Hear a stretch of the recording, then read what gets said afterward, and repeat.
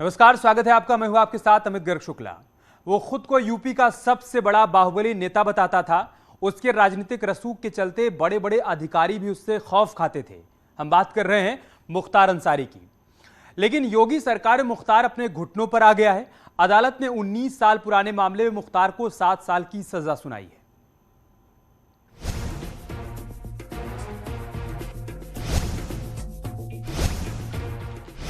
टूट गया मुख्तार का मायाजाल।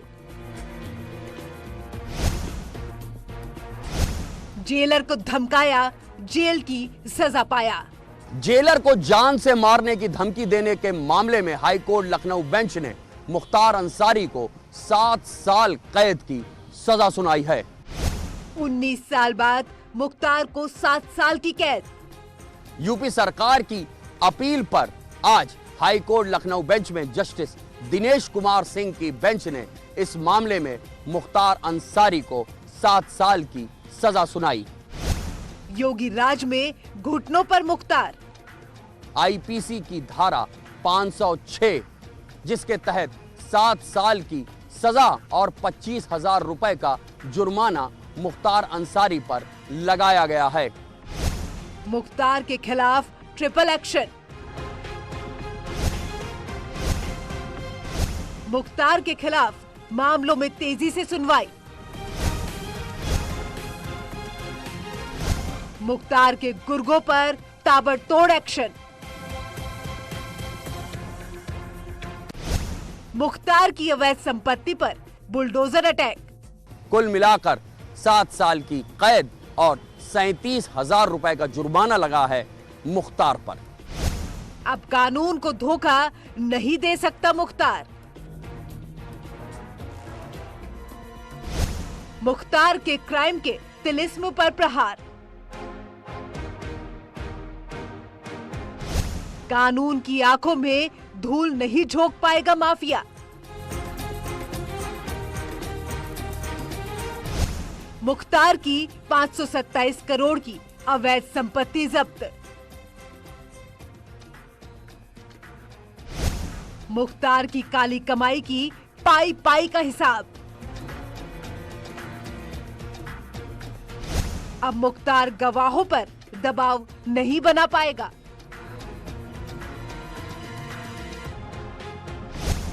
अब मुख्तार गवाहों को नहीं धमका पाएगा, क्योंकि योगी राज में खौफ में है मुख्तार।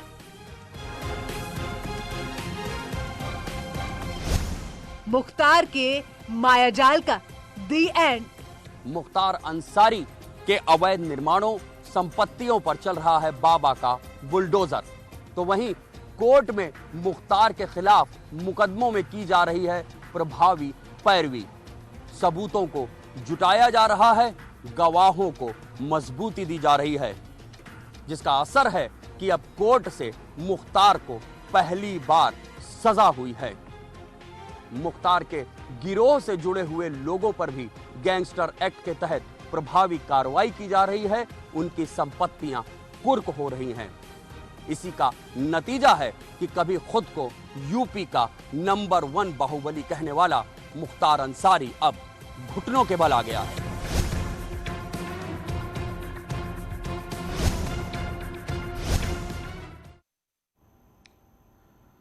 दरअसल 19 साल पहले मुख्तार ने जेलर के सिर पर रिवॉल्वर तान दी थी। 19 साल से केस चलता रहा। लोअर कोर्ट ने मुख्तार को बरी भी कर दिया था, लेकिन योगी सरकार ने केस को अंजाम तक पहुंचाया और अब मुख्तार 7 साल सलाखों के पीछे रहेगा।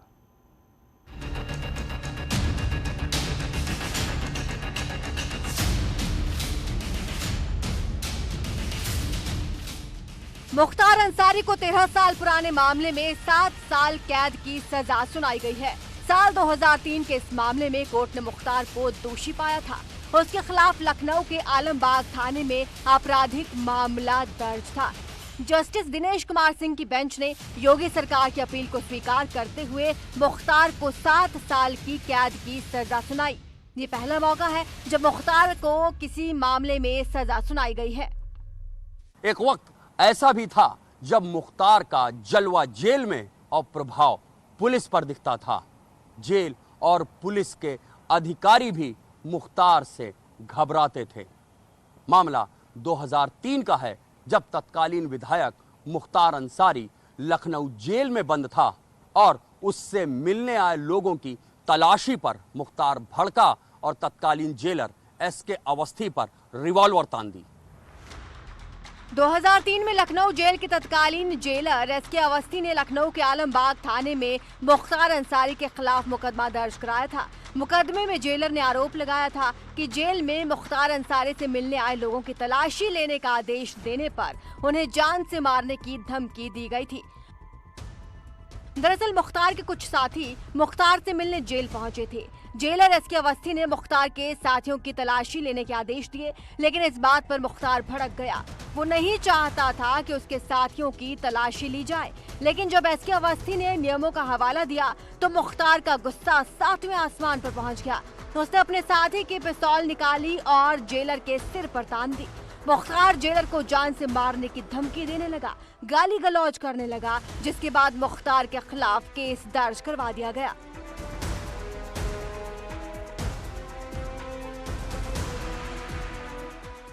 तेईस अप्रैल 2003 में आलमबाग में दर्ज हुए मुकदमे में 2 महीने बाद ही 28 जून 2003 को आरोप तय हो गए। जेलर एसके अवस्थी का कोर्ट में पेशी भी हुई। उस दौरान एसके अवस्थी की उम्र करीब 61 वर्ष थी। इसके बाद करीब 10 साल तक उन्हें एक बार भी कोर्ट में नहीं बुलाया गया। 25 फरवरी 2014 को मुख्तार की एप्लीकेशन पर एसके अवस्थी को जिरह के लिए बुलाया गया। 10 साल बाद वो अपने बयान से पलट गए। इस बयान के चलते 23 दिसंबर 2020 को ट्रायल कोर्ट ने मुख्तार को दोषमुक्त करार दिया। लेकिन योगी सरकार ने मामले को गंभीरता से लेते हुए हर कानूनी बारीकी का ध्यान रखा और फिर से कार्रवाई तेज की।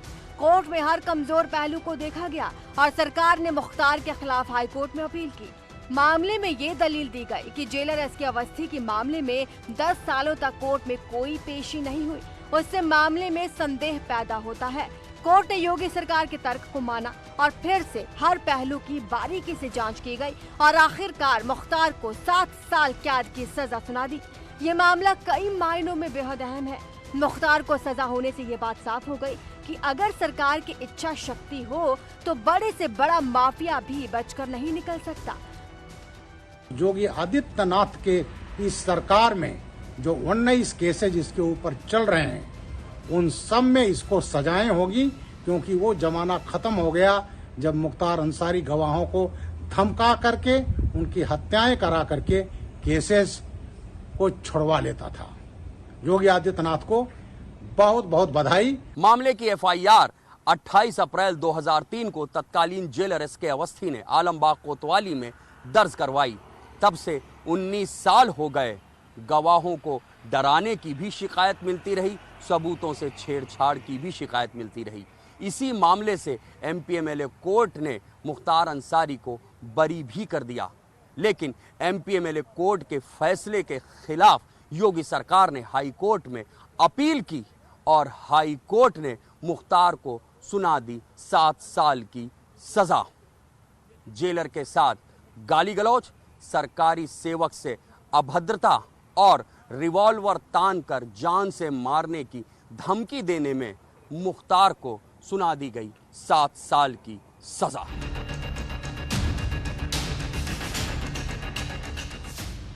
जो मुख्तार अंसारी खुद को यूपी का सबसे बड़ा बाहुबली बताता था, जो ये मानकर चलता था कि उसके खिलाफ कोई गवाह नहीं टिक सकता और कोई उसके खिलाफ गवाही नहीं दे सकता, इस सजा ने मुख्तार के इस घमंड को चूर चूर कर दिया। एक बार फिर ये बात साबित हो गई कि योगी राज में माफिया की खैर नहीं और कोई भी कानून की आंखों में धूल नहीं झोंक सकता। ऋषभ मणि त्रिपाठी, न्यूज़ 18, लखनऊ।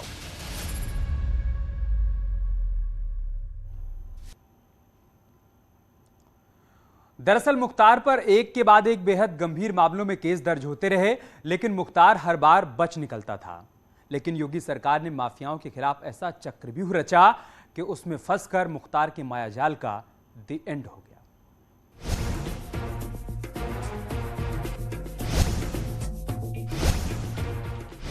19 साल बाद 7 साल की सजा। न मुख्तार ने सोचा था, न मुख्तार के गुर्गों ने लेकिन योगी सरकार ने वो कर दिखाया जो नामुमकिन माना जाता था। पहली बार मुख्तार को किसी मामले में सजा सुनाई गई। मुख्तार पर 50 से ज्यादा संगीन मामले दर्ज हैं, लेकिन हैरानी की बात यह है कि आज तक मुख्तार को कभी किसी मामले में सजा नहीं हो पाई। वो हर बार कानून के शिकंजे से बच जाता था, लेकिन इस बार मुख्तार कानून के शिकंजे से नहीं बच पाया। नंदकिशोर रुंगटा हत्याकांड, विधायक कृष्णानंद राय हत्याकांड, जेल अधीक्षक आर.के. तिवारी हत्याकांड, इन सभी गंभीर मामलों में भी सिस्टम की खामियों का फायदा उठाकर मुख्तार बाइज्जत बरी होता रहा। पहले की सरकारों पर मुख्तार को बचाने के आरोप लगते रहे। अब तक मुख्तार बाहुबल, धनबल और राजनीति के अपराधीकरण के जरिए कानून को खिलौना बनाकर खेलता रहा। वो हर बार बचकर निकलने में कामयाब हो जाता, लेकिन योगी सरकार में मुख्तार का माया जाल टूट रहा है। योगी सरकार ने मुख्तार के खिलाफ ट्रिपल एक्शन के आदेश दिए हैं।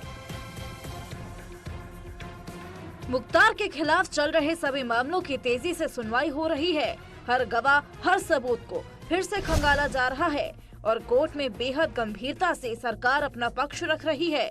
इसी का नतीजा है कि अब मुख्तार को सजा भी होने लगी है। वहीं योगी सरकार ने मुख्तार के अवैध कारोबार पर जबरदस्त एक्शन लिया। मुख्तार अंसारी की 527 करोड़ से ज्यादा की संपत्ति पर सरकार शिकंजा कस चुकी है। इसमें सरकार ने गैंगस्टर एक्ट के तहत मुख्तार और उसके करीबियों की 246 करोड़ की संपत्तियां जब्त की हैं, जबकि उसके अवैध कब्जे से करीब 281 करोड़ की संपत्तियां या तो मुक्त कराई गई हैं या ध्वस्त कर दी गई हैं। पूरे देश में मुख्तार पर कुल 59 मामले दर्ज हैं। इनमें से 20 मामले कोर्ट में चल रहे हैं। सरकार ने 212 करोड़ की छूट पहुंचाई है, यानी योगी सरकार ने मुख्तार की काली कमाई के हर जरिए को ध्वस्त कर दिया है। और इसमें सबसे पहले इनके जो अवैध निर्माण थे, अवैध संपत्तियां थी, उनको जब्त कराया गया। जो ऐसे गैंगस्टर थे जिनको ये लगता था कि वो कानून के ऊपर हैं, उनकी बेल निरस्तीकरण कराई गई। उसको जहां ट्रायल चलना चाहिए वहां लाके ट्रायल कराया गया। साथ ही साथ जो हमारे विटनेसेस हैं उनको पूरा प्रोटेक्शन दिया गया। और जो हमारा अभियोजन विभाग है उसने भी इसमें बहुत ही महत्वपूर्ण भूमिका निभाई। वहीं मुख्तार के गुर्गों पर भी तेजी से एक्शन जारी है। मुख्तार के गुर्गों के काले कारोबार पर योगी सरकार शिकंजा कस रही है। ऐसे में मुख्तार पर इस ट्रिपल अटैक ने उसके पूरे साम्राज्य को हिलाकर रख दिया है। मुख्तार पर पूरे देश में करीब 54 मामले दर्ज हैं। गौर करने वाली बात यह है कि योगी सरकार आने से पहले मुख्तार अधिकतर मामलों में बच निकलने में कामयाब हो जाता था। या तो गवाह अपने बयान से मुकर जाते थे या मामले में साक्षी नहीं मिल पाते थे और मुख्तार बच निकलने में कामयाब हो जाता था। लेकिन योगी सरकार आने के बाद मुख्तार की सारी हेकड़ी हवा हो गई। अब मुख्तार से जुड़े हुए सभी मामलों पर न केवल कार्रवाई हो रही है बल्कि अब मुख्तार को सजा भी होने लगी है। यानी कि यूपी का ये माफिया अब घुटनों पर है। मुख्तार अंसारी की वजह से यूपी और तत्कालीन पंजाब की सरकार आमने सामने आ गई थी। रोपड़ जेल में रहने के दौरान यूपी सरकार ने कई बार मुख्तार को यूपी लाने की कोशिश की, लेकिन तत्कालीन पंजाब सरकार किसी न किसी बहाने उसे वहीं रोक रही थी। मुख्तार को लाने के लिए जब यूपी सरकार सुप्रीम कोर्ट चली गई तो वहां भी उसे बचाने की कोशिश की गई, लेकिन वहां दाल नहीं गल पाई। आखिरकार 6 अप्रैल 2021 को यूपी सरकार उसे पंजाब की रोपड़ जेल से बांदा जेल लाने में कामयाब रही। योगी राज में प्रदेश में माफिया पस्त है। अपराध के खिलाफ जीरो टॉलरेंस की नीति के कारण मुख्तार जैसे माफिया अपने घुटनों पर आ चुके हैं। ऋषभ मणि त्रिपाठी, न्यूज़ 18, लखनऊ।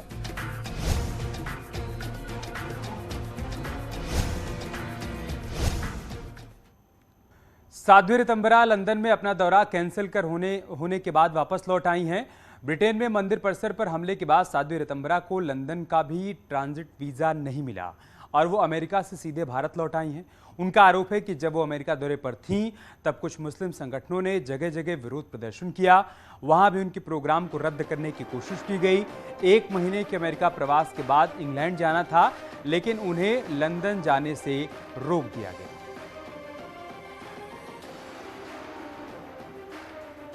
तो बड़ी खबर हम आपको बता रहे हैं, विरोध के बाद साध्वी रितंबरा ने लंदन जाने का अपना प्रोग्राम कैंसिल कर दिया। वो वापस हिंदुस्तान लौट आई हैं। अमेरिका प्रवास के दौरान कई जगहों पर विरोध हुआ। उनका कहना है कि साजिश के तहत भाड़े के लोग उनका विरोध कर रहे थे। पूरी घटना सोची समझी साजिश के तहत की गई। हिंसा के पीछे हिंसक ताकतों का हाथ है। भारत लौटने के बाद न्यूज़ 18 से बातचीत करते हुए उन्होंने इन तमाम बातों का जिक्र किया। साजिश में ISI का हाथ हो सकता है। साथ ही साथ उन्होंने कहा है कि साजिश में भाड़े के लोग शामिल हैं। ब्रिटेन में नफरत का माहौल पैदा करने की कोशिश हो रही है। पूरी घटना एक सोची समझी साजिश के तहत अंजाम दी गई।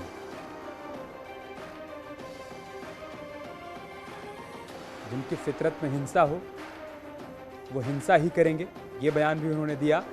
ऐसे हिंसक लोग एकजुट हो रहे हैं और ऐसे तमाम लोगों को बेनकाब करने की जरूरत है। और इस वक्त साध्वी रितंबरा हमारे साथ लाइव जुड़ चुकी हैं। साध्वी रितंबरा, बहुत स्वागत है आपका न्यूज़ 18 उत्तर प्रदेश उत्तराखंड पर।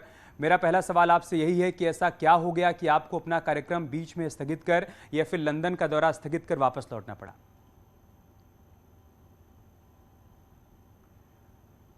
लंदन का दौरा पहले ही से स्थगित कर दिया था क्योंकि अमेरिका में मुझे कोविड हो गया था। तो वो दौरा पहले से ही स्थगित था। लेकिन हमारे कार्यक्रम जहाँ जहाँ होने थे वहाँ इन लोगों ने उन मंदिरों पर आक्रमण करना शुरू कर दिया, हमारे लोगों के ऊपर, और वहाँ हिंसा करना प्रारंभ कर दिया। तो ये लोग तो, इनको तो बहाना चाहिए। दूसरी बात यह है कि हमारे विरुद्ध इस तरह का उन्होंने वातावरण बना दिया, हमें तो पूरा आतंकवादी निश्चित कर दिया वहाँ हिंसक लोगों के द्वारा। हम जिन्होंने सदियों तक इस देश में आतंक झेला है, आतताइयों को झेला है, सारी दुनिया को हमने परिवार माना, वसुदैव कुटुंबकम की भावना में सदा हम ओतप्रोत रहते हैं। और आप समझ लीजिए कि तकरीबन 20 वर्ष हो गए हमें इंग्लैंड जाते जाते। 25-30 वर्ष से हम पूरे विश्व की यात्राएं करते हैं, कभी कोई ऐसी बात नहीं हुई है। और ये जब मेरा कार्यक्रम वहाँ पोस्टपोन हो गया, हमने वहाँ जाना ही नहीं था, उसके बावजूद भी ये लोग उन स्थानों पे जहाँ मेरा कार्यक्रम होना था वहाँ लगातार अटैक कर रहे हैं, हिंसक जो है प्रदर्शन कर रहे हैं। इसी से जुड़ा मेरा सवाल है, आपने कहा कि सब कुछ एक साजिश के तहत किया जा रहा है और इस साजिश में भाड़े के लोग शामिल हैं, इसके पीछे ISI का हाथ भी हो सकता है। ये तो वहाँ की सरकार देखेगी कि कौन लोग हैं जो इस तरह का कार्य कर रहे हैं। जो हमारा समाज है, कोई हमारा हिंदू समाज जहाँ भी जिस देश में होता है वहाँ टैक्स पे करता है, जिम्मेदारी का व्यवहार करता है, और आज वही समाज पीड़ित किया जा रहा है। आज हमारे समाज के आस्था के केंद्रों पर अटैक किए जा रहे हैं।